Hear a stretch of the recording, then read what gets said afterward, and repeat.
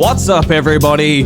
Welcome back to the House of Mario, and this is a bonus episode recorded in Reggie's Rec Room, and I'm going to be putting out my opinions and all of that fun stuff of the PlayStation 5 and how it might affect Nintendo going into the next generation of console gaming. So strap back and enjoy the show.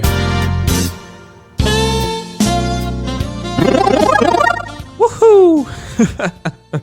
Alright, everybody. Thank you very much for joining me for this bit of a bonus episode. This week, Bryce was unavailable to record Monday night, so I thought it'd be a good opportunity to sit down with you guys and sort of talk about the PlayStation 5 and what it might mean for Nintendo. And to be honest, I'm just a big PlayStation fan in general. I've sort of fallen off the last 3 years, I guess, since the Switch has come out.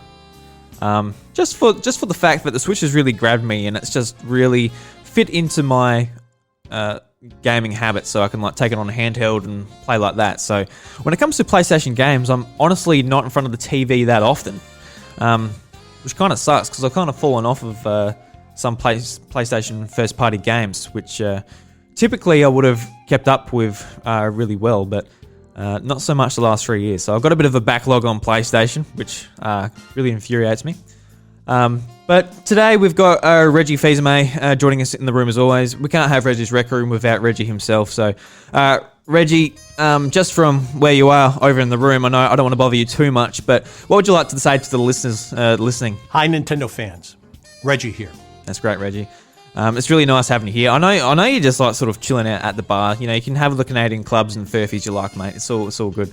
Don't drink too much. We do not want a repeat of a couple of weeks ago. That was actually pretty funny. I had to pick you up and put you into bed. It was a bit hilarious, but yeah. What's wrong with you? Hey, I'm not trying to call you out or anything. It's just how it is. All right. We'll leave it there. So, PlayStation 5. The way it looks. Start off with. I think that's one of the most obvious things. That's what's been going around the internet and everything. And when I was watching it live and it came up, I actually really liked it with its black and white. I wasn't a big fan of the black and white controller initially. I kind of just wanted an all white or an all black. I wasn't a big fan of the two-tone, but the actual console itself looks really nice. So it's really quite tall with a black center and like white on the outside, and just the way it's curved and shaped looks really interesting.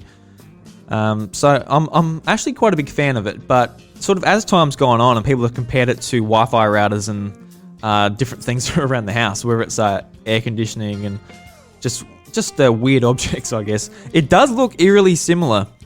So I don't know if they literally looked at a thermostat or something and said, yes, we're going to make one of them. Man, I don't know. So it does look a bit weird. And it's just extremely tall, so it's just a really long console. Like the Xbox Series X, it's a chunky box, but at least it's not as tall. I don't really know. But regardless, it doesn't really matter what the console looks like. I think anyone that is a gamer and just wants good performance and all of the stuff and just all their games running well, I don't think it's that big a deal. But I was looking at my entertainment center, just everything's black. Like the Switch dock, the Xbox One, the PS4 Pro, everything under my TV is just black, including like the subwoofer and everything, but the PS5 is going to stick out like a sore thumb. And I sort of think they want to do that. I think they want to have it stand out. And they, I don't know if it's an interview or a quote, but I think Mark Cerny wants it to look like a piece of furniture rather than an electronic item. So there is that. So it is what it is. I don't think it really matters. What I do really like though is the blue glow. It sort of reminds me of the Wii, how the Wii had the blue glow for the Wii 24-hour Connect, when if you had a message or a notification, it would light up blue and it would light up different colors depending on what it wants to tell you. So that is cool. I do like lights in general, whether it's on PCs or just neon lights or whatever it is. I think I just like lights. So yeah. So the console itself looks pretty good. I don't think there's not too many complaints from me. I actually quite like the look of it. It's just really striking. A lot more striking than the Xbox One X, Xbox Series X. But I quite like the look of the Xbox Series X too. They both kind of just look weird. in kind of like a nice way. So there is that. As far as the games go, I'm not going to go through like all the games or anything, but the one game, well, Try and save a VB game. I just had the music up and it's gone into skits for previous episodes. We'll ignore that. So the one game that stood out a lot to me was Ratchet and Clank Rift Apart. This was the most next-gen looking game, and it was the game that impressed me the most. All the other games looked pretty good. Like Horizon was just a CGI cutscene. Wasn't anything like, I guess, mind-blowing. It's just like really cool to see that there's another Horizon game coming, hopefully within the launch window or something like that. Marvel Spider-Man Miles Morales looks really good.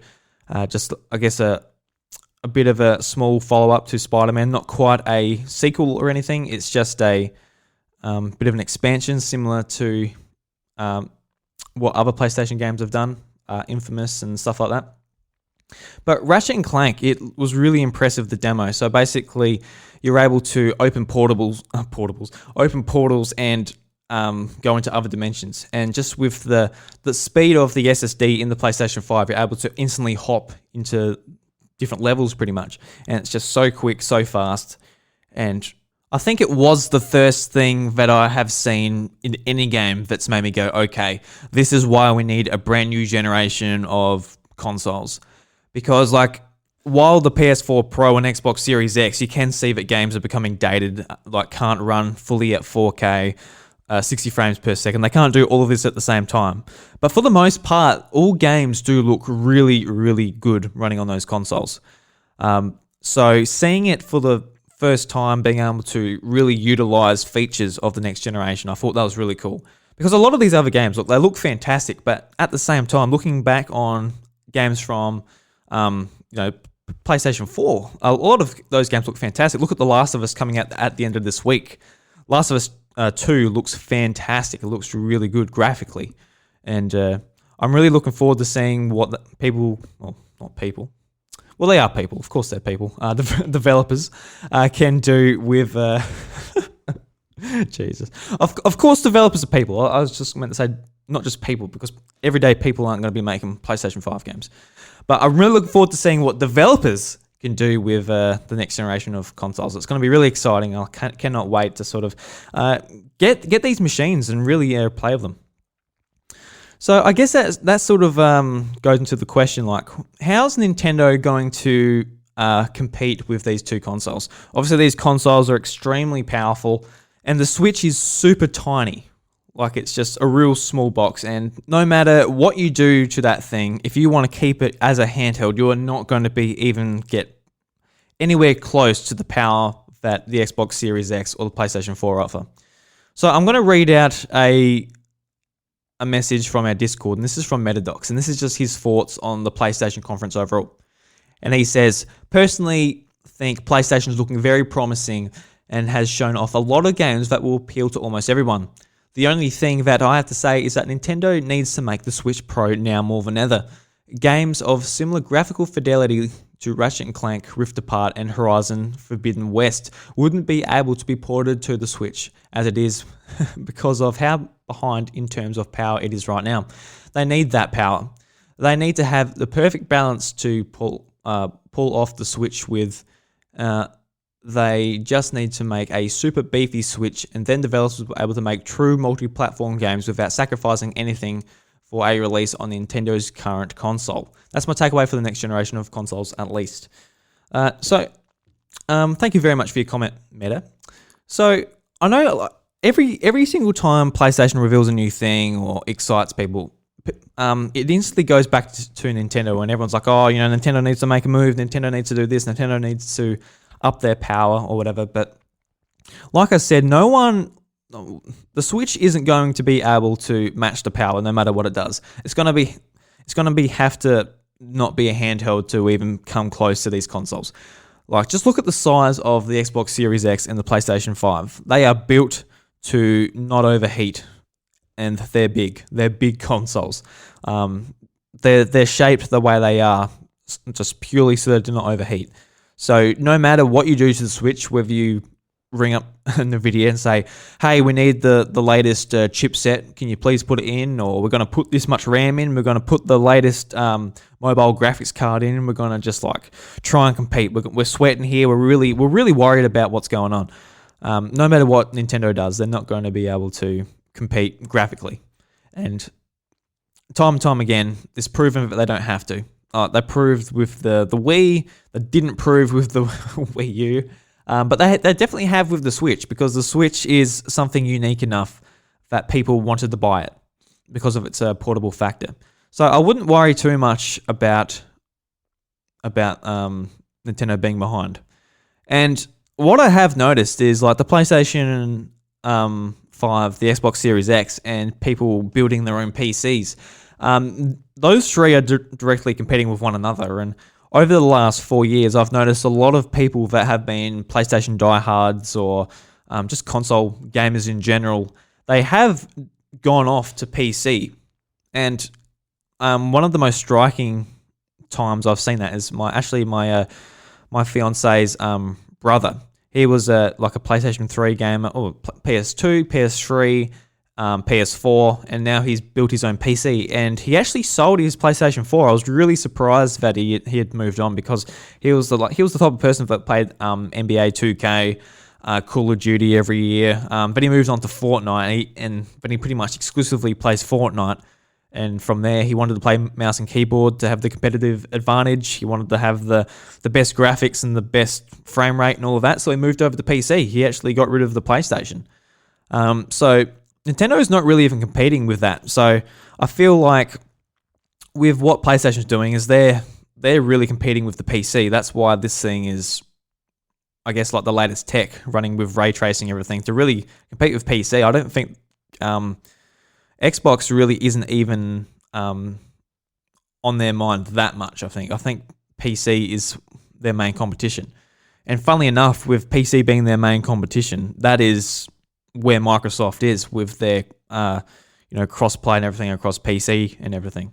So it's going to be really interesting to see how this generation comes out, because I feel like, with the main competition being PC and Xbox pretty much being the PC as well, because that's going to be the way I'm going to move. I'm planning on building a PC at the moment, and while I really want the exclusive PS5 games, I'm not sure if I'll get a PS5 this year. I think I would absolutely love to.